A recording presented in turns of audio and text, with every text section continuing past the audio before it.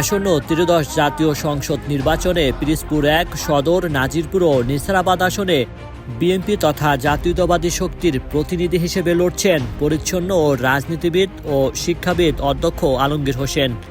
৩০ বছরের হারানো গৌরবকে ফিরিয়ে আনতে আপনারা ইনশাআল্লাহ সবাই মিলে কাজ করবেন।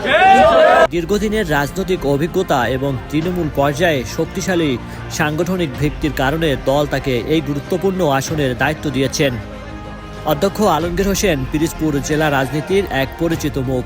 তিনি বর্তমানে পিরোজপুর জেলা বিএনপির সাবেক আহ্বায়ক এবং দলের একজন প্রভাবশালী নেতা হিসেবে পরিচিত। পেশাগত জীবনে তিনি একজন শিক্ষক ও শিক্ষাবিদ। দীর্ঘদিন পিরোজপুরের স্থানীয় একটি কলেজে অধ্যক্ষ হিসেবে দায়িত্ব পালনের সুবাদে সাধারণ মানুষ ও ছাত্র সমাজের কাছে তার আলাদা একটি গ্রহণযোগ্যতা রয়েছে।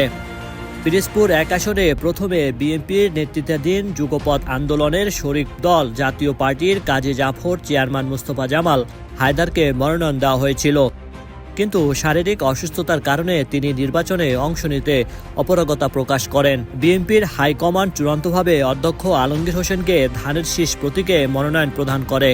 স্থানীয় রাজনৈতিক বিশ্লেষকদের মতে আলমগীর হোসেন একজন মাটির মানুষ হিসেবে পরিচিত।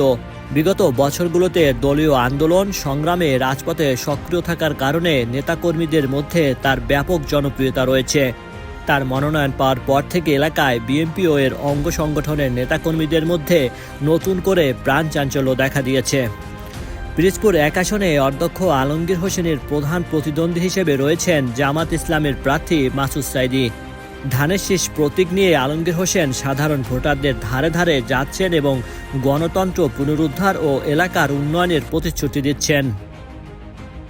অধ্যক্ষ আলমগীর হোসেন বিশ্বাস করেন, সুষ্ঠু নির্বাচন হলে পিরোজপুরের মানুষ ধানের শীষের পক্ষে রায় দেবে।